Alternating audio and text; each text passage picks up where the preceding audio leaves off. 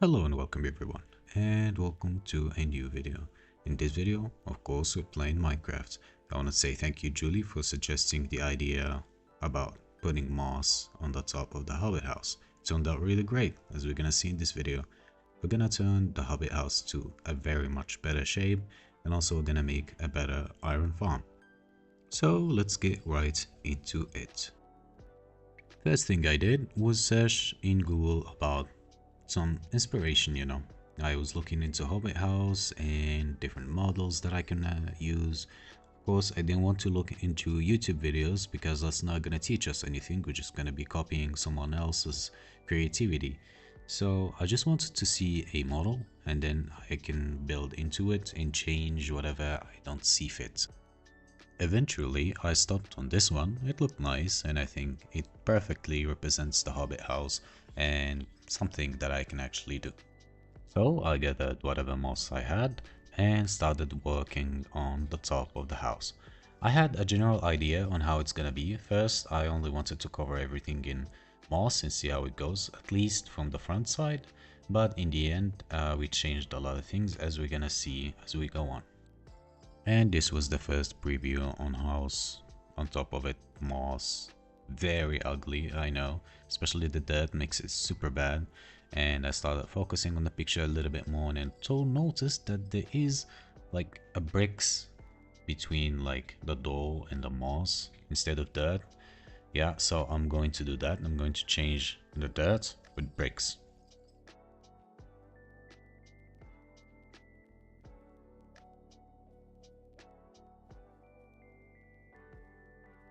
I also added some gravel here to the walk path and I think it looked really cool. I like it. I don't remember where I got the idea from, but I like it. The Hobbit house also had a chimney. I don't know, it's called in English, maybe a chimney too, but yeah, the smoke thingy that people burn wood inside the house thingy. You get the point. You're gonna see if you don't get the point. Anyway, as I was saying, I wanted to add that, but I had problems with the design. I didn't know exactly what to put on it. I didn't want to just put blocks around it, and I wanted to make it look like a actual chimney. I tried doing that by putting a brick and then a brick wall on top of it. It didn't work so well because the smoke was being blocked off and it didn't look so good too. You can see it at all from afar. So I changed the design. So this was the final result. I know it doesn't look great right now, but you gotta trust the process. It will look that good. I added the brick walls at last and it looks way better than dirt. Dirt was very ugly. And now it's time to put some decoration. I was thinking more of a fence area, like where people could sit, drink tea outside when it's sunny, when it's night, when it's evening. Yeah, that was my general idea first, and I stuck to it. It was very good too. And would you look at that? Some solar lanterns. I don't think now seeing it, like the normal lanterns and the blue ones weren't very good, but I say we made progress. Yeah, it looks nice. It's not as empty as it was before. So yeah, now I still feel at this point that something was missing. Like the top of the Hobbit house wasn't as greeny as it needs to be. So I gotta do something about it. And I did something about it. I planted the azalea tree and got the leaves. I think the leaves with the azalea, from the azalea tree, excuse me, would look very good since moss and the leaves would fit very nicely. I also was thinking to add multiple varieties of different leaves to add different shades of green color, which did work out pretty nicely to be honest. So we're gonna write this down so we never forget whose idea it was, and this is the final result. Let me know what you all think. I think it's pretty cool. I like it. It's way better than what we had before, and the moss idea was just awesome. So this is before, it looks very lame, and this is after. Yeah, I like it. I honestly like it. Now, moving to the iron farm. My girlfriend's brother sent me this farm, and it looks really nice. So, how it works, it makes four little small iron farms and combine all like the results in one hopper. So for an example, my old iron farm, which was very bad, it spawns let's say one iron golem per 2 minutes. This one will spawn 4 per 2 minutes, so it multiplies what I was getting by 4. The farm itself is not difficult to build. What's difficult is getting all the villages in the zombies into the middle of the ocean. Why we're building it in the middle of the ocean? To maximize the outcome. So no iron golems will be ever able to spawn outside the farm. No other issues will happen. So yeah, I had an idea on how to transport them, which actually worked pretty nicely too. I just simply went to the nether, got some gold blocks that I had, traded with piglins until I got the happy ghast. If you didn't know, when you ride the happy ghast and attach a leash to your boats and ride the happy ghast in the same time, you're gonna travel with the boat and the leash will not cut off. Yeah, so that was the best travel method I had in mind. Maybe it can be a little bit slow, but it does its job. And here is a clip of me getting the happy ghast. Yeah, the happy ghast is very cute. Everybody loves the happy ghast. And I forgot to tell you guys, but I finally updated to the last version of Minecraft. Maybe not the baby mobs one, but definitely the spear one. I immediately went after Snow, searching for Snow so I can feed the baby and he can grow up into a healthy big happy ghast. So this is the farm's progress so far.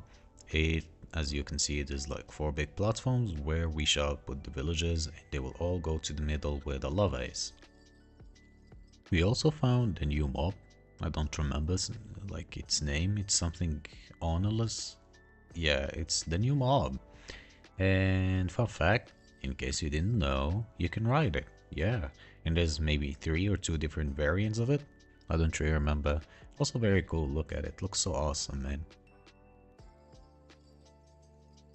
The farm is done and the happy ghast is also grown up. The game looks so cool with those glasses. All I need now is to transport villagers from point A to point B, which is going to be very painfully slow. Well, thankfully we don't have to do it the old-fashioned way. Imagine doing that without a happy ghast. And I started working on the transportation. Of course, I had an idea that I can just transport them one by one, but in the end it was too much. And I started on taking at least 2 villages and putting them in the places where they should spawn iron golems, and then I'll breed those 2 so they can make a 3rd one, because transporting them is very slow and takes a lot of time. And after a good 30 minutes I finally finished transporting at least 2 villages to each chamber. I closed off this area so whenever I breed them, the baby villagers will not go to the boat and get stuck there. And as I was trying to say before, the zombies are not coming here at daytime. I'm gonna try to get them back to the farm at night, because I noticed that whenever there is a zombie on the farm during the daytime, iron golems will not spawn. But if there is a zombie during the nighttime and scares villagers, wakes them up from their bed, then it's a 100% chance that the iron golem will spawn. Now I'm fighting the zombie apocalypse and trying to get 4 zombies in a boat and put armor on them. If they will come with armor, that's perfect for me. The reason why I'm looking for armored zombies is because I do not want them to die in the sun. And I can transport them during the day safely, even though I want to transport them at night. But after that, after some time, I realize it's so much difficult to just get the zombies to from point A to point B, nonetheless at night. I got the first zombie in, and it took a little bit of time because yeah, I didn't have trapdoors, or I did, I don't honestly really remember. But putting the zombie in the farm was a very big success, because the moment I put the zombie went in, an iron golem almost immediately spawned, and that means the farm is working very good. And the reason the iron golems are spawning so fast is because it's built on the ocean, which means there is no other place they can spawn on. I repeated that 4 more times, and I just want to show you the process of how I did it. So this is how I did it. I just took the happy ghast with the bow and all and put the zombie in the correct position, and after making sure he's not going anywhere different, anywhere not good, I just went in, broke the leash, broke the bolt, let him chase me, and after that he would just fall in automatically because they are trapdoors. I don't really remember having a situation where a creeper almost destroyed my house, but this happened.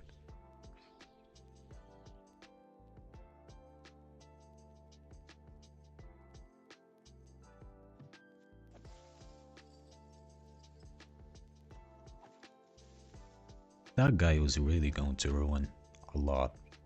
I think they should add some footsteps sounds to creepers so at least you can know they're coming. The farm is finally over. 4 iron farms bumping all into one source where they will all be collected. Sadly, I'm gonna have to end the video here. I know it's not a long video and I apologize for that, but things are a little bit tight with studying and work and other responsibilities. And in the end, I did a 10-minute AFK to see the results of the farm. And after this, I would like to say thank you Julie, thank you Maxim, and thank you Maria for watching these videos, for your ideas and for your support and help. Let's see the results.